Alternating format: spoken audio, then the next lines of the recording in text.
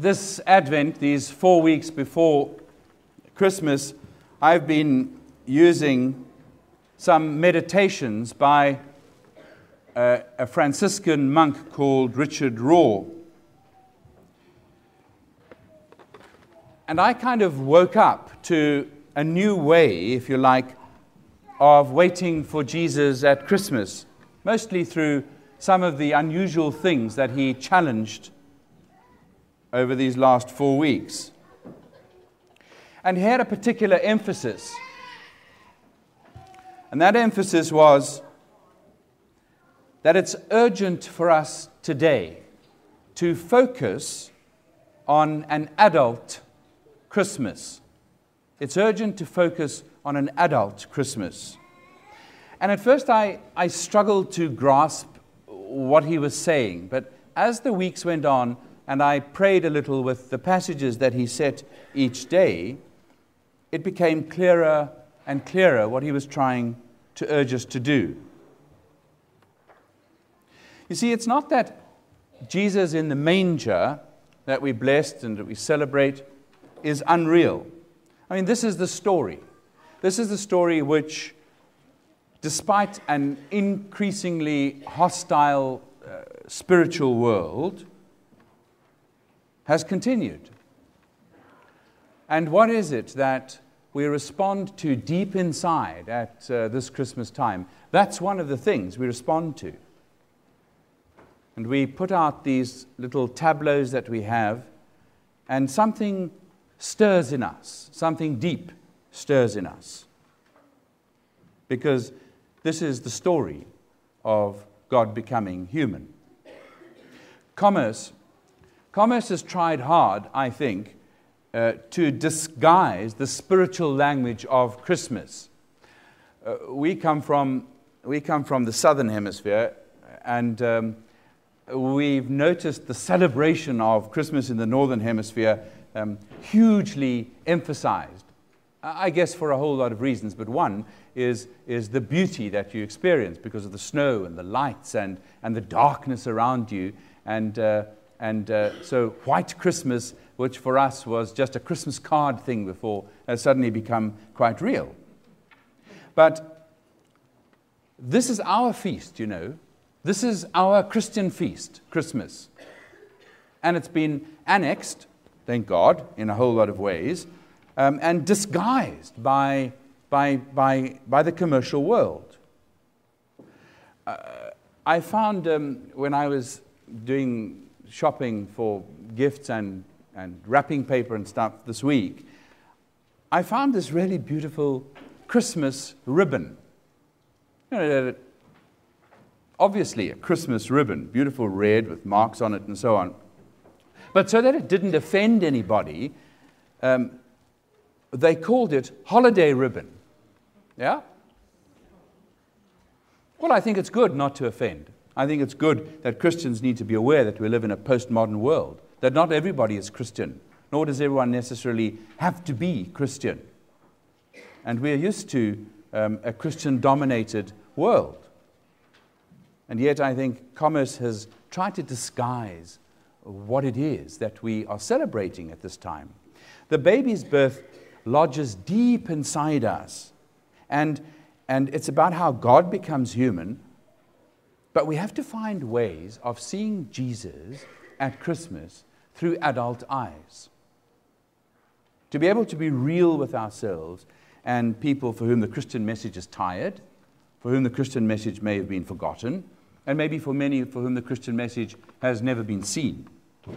We have to be able to look at the earthly, real images of Jesus from the Scriptures and say, who is this who's wanting to relate to me? So these words, which were read in the Gospel just now from John's Gospel, the word, that is the word that was proclaimed for centuries and centuries before. People were expecting this word. The word that was proclaimed was made flesh, became human. It took on a human form, he did, and lived with us, dwelt with us. The words, of course, we're so used to that they slide in and out of our minds, and they even slide off our tongues. Sometimes we need to stop and say, what does it mean? This one whom God's people waited for centuries takes on the same body issues as I have in his time. The same issues that we have in our world, though in his time. The question is, do we believe it? Or do we think that Jesus is a kind of a movie character who pretends to be authentic? Very often we find the baby side of Jesus okay, but the adult Jesus not. How do we get in touch with the adult Jesus in our world? In South Africa, where we come from, the garbage collection men, because they don't have women who collect garbage in South Africa, only men. The garbage collection men knock on your door, or rather, they don't knock on your door because there's no doors that face the street, or mostly. So in the kind of suburbs that you and I live in, they have fenced yards and bells on gates, security bells, really. And so the garbage men ring the bell, and they try to get close, of course, to the owners, and then they announce that they are there for their Christmas. That's what they say. We're here for our Christmas. And if you live there, then you'll know that means that they're there for a gift at Christmas time for doing what they do. Likewise, we have, in slightly more upmarket suburbs, we have bobbies on the beat, because the police don't always respond on time where we come from. And so they ring the gate bell and they announce the same. We are here. It's the bobbies, they say. It's the security people. And they announce for the same reason. We are here for our Christmas. And so I've got a choice when that happens, because I've experienced that for many years. I can either get irritated, because if you don't give the garbage collectors their Christmas, quote, they often turn out the garbage can outside your house. Yeah? To say, well, there you are. You'll remember next year to make sure that you give me my Christmas, as it were. I could get irritated by the whole thing, or I could say, wow, I'm connected with the needs of the world, the real needs of the world out there. They're poor people. They're greedy people. They're people in need. They're people for whom Christmas means something. They're people for whom Christmas doesn't mean anything, but they have needs. So what is the real message? What is the adult message? Is it just that it's important to be with my family? Is it that it's just important to go to church? Is it that it's important to decorate our homes or the trees in the park? You have to be in a warmer, lighter climate than the Northern Hemisphere to see how beautiful it really is by contrast. To drive through the suburbs and see lights and decorations like you have them here. What is it about, this real message? The adult message is that God cared enough to be God where we are. I'm not sure about you, but I think the sermon which struck me most in this church during Advent time was last week. Hearing Linda say that Mary, a young Jewish girl, knew before she said yes to bearing Jesus that she could be stoned to death for that. I was sitting here, my mind wandering around like it happens in a sermon, you know, your mind wanders around. And I heard this, and I sat up. Because suddenly, something hit hard in me. That is, that she made a real decision with a consequence in mind. She knew what it would mean if they chose to stone her to death for being pregnant without being married. That's adult Christmas. And the real message of Christmas is the same. God considers the consequence of being born into a human world. If you like, God makes an adult decision. When we chose to come to Fort McMurray, which is about a year ago now, we didn't have a clue where it was. We'd never been here. Someone said to me last night at a party, had you been here before? I said, no. He said, you'd never been here and you came to live here? I said, yes. He said, wow. We knew that it was far North America, yeah?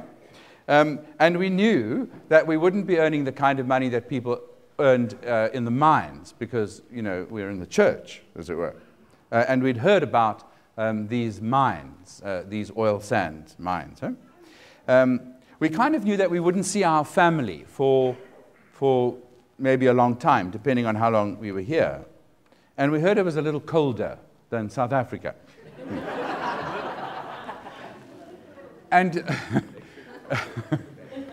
I think you're all fibbing because we're waiting for this cold. But we knew that we would be loved by a Christian community because we'd lived in Christian communities before, all our lives, really. The consequence, you see, of our decision to come from the southern tip of Africa to far, far north in America was severe, but we knew somehow we'd live. I mean, we trusted that a community generally tries to be nice to the pastor, particularly we figured if you're going to spend the money to bring us here, plus all our little goods and things, well, then you're going to want to look after us for a little while at least. Yeah? And it was an adventure. But the consequence, we could, without knowing it all, we could touch into. Do you think that God could imagine the consequence of being human in a world as rocked by the political stuff and the poverty stuff as ours is right now? Do you think that God could imagine that if I sent my son Jesus to this world and I give him a nice mum and a nice dad, Mary and Joseph, then he'll make it okay? Could he know that they'd get upset with his son and then kill him? What kind of father would make a decision like that for their son? I think that's what I mean by adult Christmas.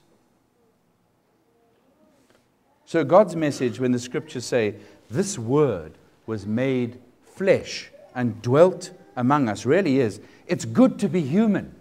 And then if it's good to be human, everything that goes with that needs also to touch us. And it's a plea, I think, for an adult look at God. And then God's decision for Jesus to be on earth. Everything about where we live in Fort McMurray, is about an adult world. It's about a real world because it's a world with social needs. It's a world with issues, with big issues here. We have some of the world's greatest environmental issues right here. But these issues give us life because that's what pays our salaries. We have social issues, and because we do, it's about a real world.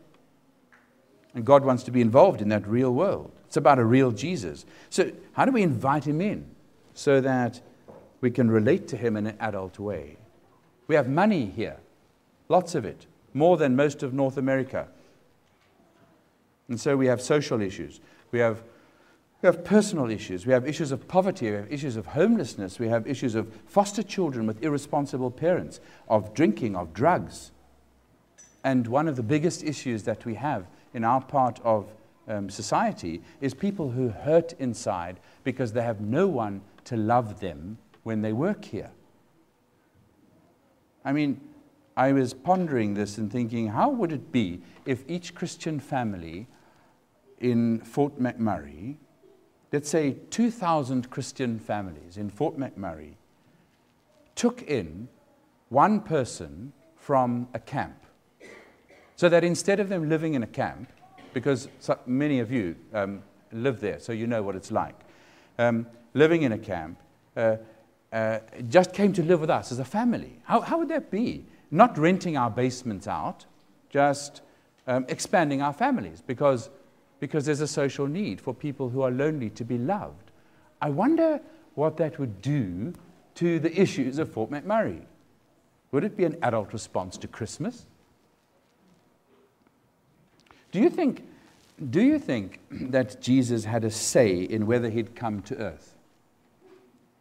I mean, he existed as God always, but do you think that Jesus had a choice as Mary did and say, yes, I'll do it, knowing the consequences?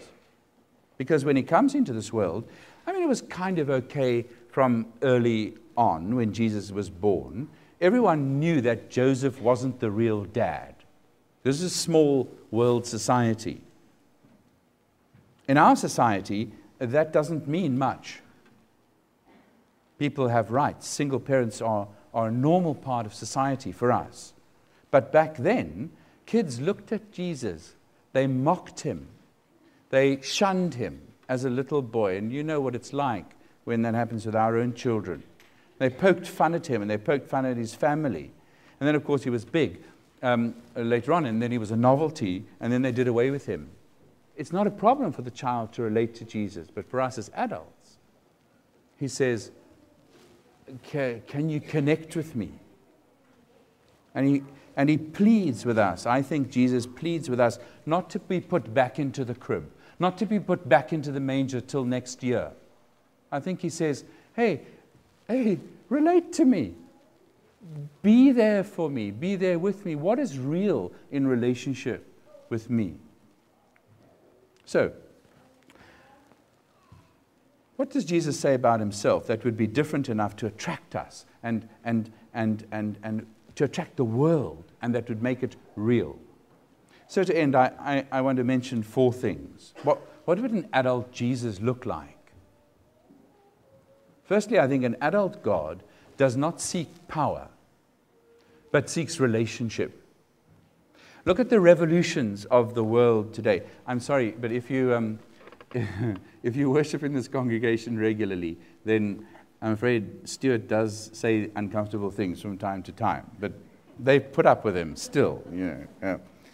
Look at the revolutions of today's world. What are they calling for? They're calling for, and if you look at them all, they're calling for a life and a world without domination. Look at Libya, Syria, Egypt, Russia now, China now, North Korea now. What's that? He just died. And look what's happening. Yeah? I wonder if it's going to be all quiet like it is. Or are the people going to get a little bit agitated? What's happening in all those places? People are saying, we want a leader who will love us. We want a people who will love us into existence, who will be real for us. One who will redefine what it means to serve rather than to take. To serve rather than command. Someone who will protect a nation and grow with a nation. And would you not want a leader like that? And I think that's what an adult Jesus says to us. And then an adult Jesus and an adult God is human and relatable. Of course, God is God. But the whole thing of Jesus becoming flesh, becoming human, says, I'm human and I'm relatable. One of the images which looks forward to Jesus coming in Advent is a part of Jewish history which says that Jesus will come as a Greek god. And we use that word in some hymns. We call him Adonai. We call him an Adonis, which is a beautiful male, as it were. An avatar, an archetype of men. And I guess today people would say, well, we want men that are in touch and aware with the stuff that goes on in the world. We want leaders who are human and relatable. Modern women, by the way, guys, modern women crave men who are in touch, by the way. They crave men who are aware. Modern women want men that are not afraid of being spiritual, are not afraid of looking good, and of dressing well, and who can talk about real stuff. Yeah. And Jesus says, I can do that. And then thirdly, an adult Jesus is a God who is faithful. One of the names of the coming king is the root of Jesse. And when the scriptures use that term, they're saying we're pointing to our history. We're pointing to Jesse, who is the father of David, whom God promised would be king. And they're saying, we want a leader, the world says, who can fulfill the promises like faithful leaders. We want someone who's not self-seeking.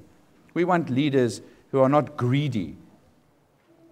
Why do you think modern people are saying to the world, enough is enough? We will not have leaders like that anymore. Give us history, but give us faithful history. Leaders who are true to what they have promised. And Jesus says, I am a faithful one, a leader who is faithful and careful. And lastly, I think an adult Jesus is a God who continually surprises us. You know, people are exhausted with sameness. I don't know if you find that.